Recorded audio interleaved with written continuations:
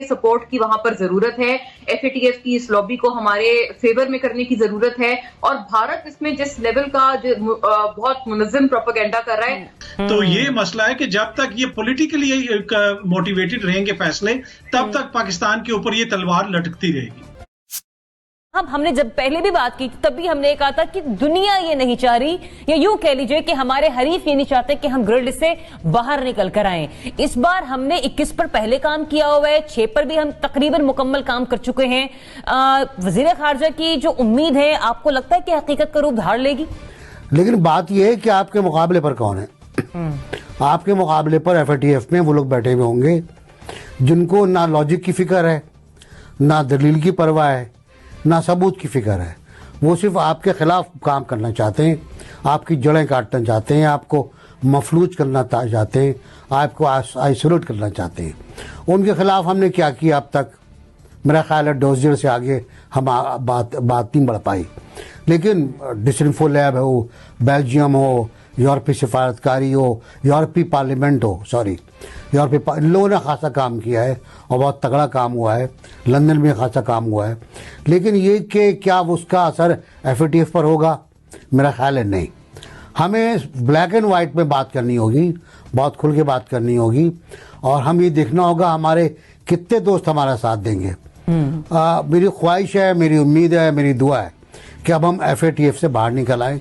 बहुत हो गया ये आंख मिचोली का खेल, बहुत फ्रॉड हो गया। हमसे बुरे मुल्क मौजूद हैं इस दुनिया में, हमसे गंदे मुल्क मौजूद हैं इस दुनिया में जो इस मुल्क दुनिया को तबाह कर रहे हैं, बर्बाद कर रहे हैं। उन पर एफएटीएफ लागू नहीं होता। तो ये नाइंसाफी है और इसके खिलाफ हमें बात भी करनी होगी। अगर आपने देखा कि लास्ट टाइम आइसलैंड और फिनलैंड को तो ग्रे लिस्ट से निकाला गया, लेकिन ईरान और नॉर्थ कोरिया को अभी तक ब्लैक लिस्ट में रखा हुआ है। और ईरान और नॉर्थ कोरिया की कन्फ्रंटेशन किसके साथ है? तो अमेरिका के साथ तो कन्फ्रंटेशन है। अभी लास्ट टाइम पाकिस्तान ने आपने कहा कि 21 पॉइंट मुकम्मल किए, बाकी जो पॉइंट रहते हैं अगर आपने उन पॉइंट को, उसके चीफ ने कहा कि जी प्लानिंग सेशन जो वो और एशिया पैसिफिक ग्रुप के अंदर डिस्कशन होगा, हम तमाम ममालिक को मेरिट के ऊपर जो है वो कंसिडर करना चाहते हो। तो मेरिट के ऊपर तो मेरे ख्याल में पाकिस्तान को पिछली दफा जो एफएटीएफ से निकल जाना चाहिए था जब आप 80% काम कर चुके। अभी जो 4 पॉइंट जो रहते हैं ना, जिसका खुद एक्सप्लेन किया उनके जो एफएटीएफ के चीफ ने, वो तमाम के तमाम वो पॉइंट है जो पाकिस्तान आज नहीं बल्कि आज से 10 साल से कर रहा है। उसमें पहली बात है कि जी आप टेररिस्ट के खिलाफ, टेरर फाइनेंसिंग के खिलाफ एक्शन करें। तो पाकिस्तान ने टेरर फाइनेंसिंग के खिलाफ जो एक्शन किए हैं और उनका जी लॉ एनफोर्सिंग एजेंसी प्रोसिक्यूट करें टेररिस्ट को। तो रोजाना आप सुनते हैं कि कल भी आपने देखा कि सीटीडी ने गुजरावाला में एक्शन किया, उसके बाद कराची में एक्शन हुआ। ये तमाम चीजें रिपीटेडली पाकिस्तान कर रहा है एंड ब्लैक एंड व्हाइट नहीं कर रहा बल्कि प्रैक्टिकली कर रहा है। उसके उन बात का उन्हें सेक्शन अपना फाइनेंशियल सैंक्शंस लगाएं उन लोगों के खिलाफ जो टेरर फाइनेंसिंग में इन्वॉल्व है। अब टेरर फाइनेंसिंग का में इन्वॉल्वमेंट का कॉन्सेप्ट उनका तो ये भी है कि हाफिज सईद भी टेरर फाइनेंसिंग में इन्वॉल्व है, पाकिस्तान ने उसको भी पकड़ के अंदर कर दिया। हालांकि उसका कॉज जो था वो इंडिया के रिलेटेड बिल्कुल डिफरेंट कॉज था, दे वर नॉट, वो कश्मीर रिलेटेड कॉज था। और लास्ट टाइम भी हुआ कि इंडिया ने और यूके ने और यूनाइटेड स्टेट्स ने और बाकी यूरोपियन मुल्क के जुड़े जो उनकी अंदर जो डिस्कशन होती है उसमें पाकिस्तान के खिलाफ सैंक्शंस को सपोर्ट किया। तो असल में ये आई विश कि जो चेंज ऑफ एडमिनिस्ट्रेशन हुई है अमेरिका के अंदर, उसको कुछ अगर इफेक्ट आए तो शायद पाकिस्तान ब्लैक लिस्ट से ग्रे लिस्ट से निकला है। तो होपफुली तो पाकिस्तान को निकलना चाहिए। अगर नहीं निकलेगा तो पॉलिटिकली मोटिवेटेड और दुनिया के डबल स्टैंडर्ड जो है ना पाकिस्तान के खिलाफ जो एनिमोसिटी है वो खुल के सामने आ जाएगी। मोना, वाकई हमने काम कर लिया है, बाल में सियासत हावी हो सकती है या होती आई है?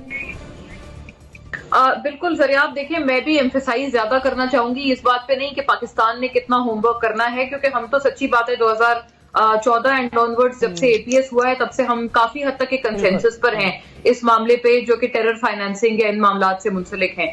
हमें अपने होम ग्राउंड में जो अगर कोई एक आध लैप्सेस है ना उस पूरे नेशनल एक्शन प्लान की इंप्लीमेंटेशन पर भी, जिसके कुछ हमें फॉल आउट नजर भी आते हैं पाकिस्तान में, वो लैप्सेस हमारी तरफ हैं। वो किसी और को पाकिस्तान के बाहर या दुनिया में हम कोई टेररिज्म फैला रहे हैं ऐसी कोई बात नहीं है। मतलब ये एक बड़ा मिसकंसेप्शन है जो कि दो बातों को तो बिल्कुल मुख्तलिफ बातों को एक बनाकर पेश किया जाता है। इसका जो प्रोपेगेंडा वाला एस्पेक्ट है ना, मुझे लगता है हमें अब उसके ऊपर फोकस करना चाहिए। ठीक है, हम बहुत कुछ कर रहे हैं, लेकिन जब तक हम दुनिया को बताएंगे नहीं, अच्छी तरह से बावर नहीं कराएंगे कि हम क्या कुछ कर रहे हैं और इसमें कितना स्ट्रॉन्ग एक भारत का प्रोपेगेंडा है, तब तक मुझे नहीं लगता बात बनेगी। क्योंकि सीधी बात है कि हमें कुछ ममालिक के सपोर्ट की वहां पर जरूरत है, FATF की इस लॉबी को हमारे फेवर में करने की जरूरत है, और भारत इसमें जिस लेवल का बहुत मुनज़्ज़म प्रोपेगेंडा कर रहा है, मुझे लगता है कि हमें शायद, मैं इन माय ओन ओपिनियन, मुझे लगता है शायद उस चीज को हम अभी तक ग्रैस्प नहीं कर पाए हैं। अच्छा। हम अभी भी अंदाजा ये नहीं लगा पाए हैं कि कितना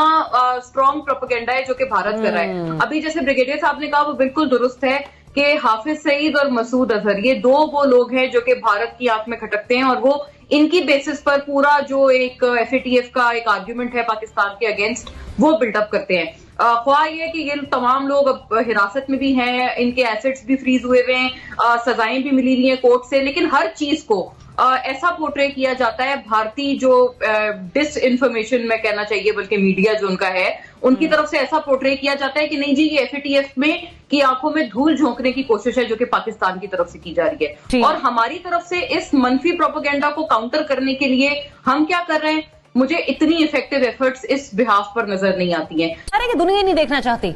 देखिए, इसमें मामला ये है कि इसमें सियासत बहुत हद तक प्ले करती है। इंटरनेशनली जो पॉलिटिक्स है, जिसमें जिस तरह भी जिक्र हुआ, भारत का जिक्र हुआ, अमेरिका का जिक्र हुआ, तो ये सारे फैक्टर्स बहुत ज्यादा इंपॉर्टेंट है। पाकिस्तान ने, जिस तरह आपको पता है, पहले भी यहाँ पे जिक्र हुआ कि 27 में से 21 पॉइंट्स पे ऑलरेडी पाकिस्तान की कारकर्दगी ऑलमोस्ट 100% है। अब वो ये पाकिस्तान से कह रहे हैं कि जी आप लोगों को प्रोसिक्यूट करें, लोगों के खिलाफ एक्शन लें। पाकिस्तान पिछले 5 साल से नहीं, पिछले 20 साल से एक्शन ले रहा है। 70,000 तो हम लोगों ने जाने दी है पाकिस्तान ने दहशतगर्दी के खिलाफ जंग में। फिर वो मनी लॉन्ड्रिंग की बात करते हैं कि यहां से मनी लॉन्ड्रिंग होती है। भाई, जो यहां से मनी लॉन्ड्रिंग करके बाहर के मुल्कों में लेके चले गए, वो पैसा तो आप वापस करते नहीं है।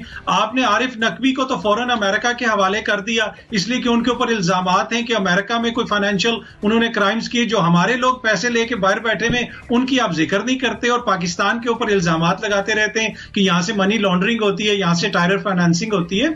तो ये सारा पॉलिटिकली मोटिवेटेड है। हाँ, कुछ हमारी कोताहियां होंगी, माजी में कुछ हमारी कमजोरियां थी, उसके ऊपर हमने काबू पाने की कोशिश की है, हमारी अदालतें काम कर रही हैं। तो ये मसला है कि जब तक ये पॉलिटिकली मोटिवेटेड रहेंगे फैसले, तब तक पाकिस्तान के ऊपर ये तलवार लटकती रहेगी। इब्राहिम, आपने सुना, अख्तर कह रहे हैं कि माजी की कोताहियां रही हैं और माजी में कुछ मजबूरियां भी रही होंगी। हम इस मामले पर भी माजी का ही हवाला देंगे या फिर 3 साल में इस तरह बहुत कुछ आया हमारे सामने? देखिए, माजी का जो बैगेज था वो तो हमने बहुत हद तक उतारा, अपनी गलतियों को तस्लीम भी किया और हाईएस्ट लेवल पे हमने इन गलतियों को तस्लीम किया, इनका एतराफ़ किया। आर्मी चीफ के लेवल पर भी हमने इन गलतियों का एतराफ़ किया और फिर कहा कि अब हम आगे चलेंगे। अब जो लास्ट सेशन था उसमें FATF का, उसमें ये एक्नॉलेज किया गया कि पाकिस्तान ने 27 में से 21 जो नुकात हैं उन पर बहुत हद तक अमल दरामद कर लिया है। लेकिन अपेरेंटली जो पाकिस्तान को ग्रे लिस्ट में रखने का वहां उस वक्त फैसला हुआ, वो जो एशिया पैसिफिक ग्रुप की रिपोर्ट थी और उसकी बुनियाद पर उन्होंने कहा कि पाकिस्तान ग्रे लिस्ट में रहेगा और 6 नुकात मजीद पाकिस्तान को दे दिए कि इनके ऊपर अभी काम बाकी है। और एशिया पैसिफिक ग्रुप के ऊपर एलिजिडली इंडिया का इन्फ्लुएंस है और उसकी रिपोर्ट जो है वो फाइनल डिसीजन में बहुत अहम किरदार अदा करती है। अब ये जो 6 नुकात थे उनमें से एक जो कड़ी शर्त या आप कड़ी शिक कह सकते हैं वो ये थी कि अक़वाम मुत्तहिदा से जो तंजीमें वहाँ से दहशतगर्द करार पाई हैं, जो कलअदम करार पाई हैं, या ऐसी शख्सियात जिनके ऊपर अक़वाम मुत्तहिदा ने पाबंदियां लगाई हैं, उनके खिलाफ भी आप कार्रवाई करें। तो हाफिज सईद के खिलाफ तो हम पहले कार्रवाई कर चुके थे, अभी हमने लखवी साहब के खिलाफ भी कार्रवाई कर दी क्योंकि वो भी UN के तहत उनके ऊपर जो है वो पाबंदियां थी।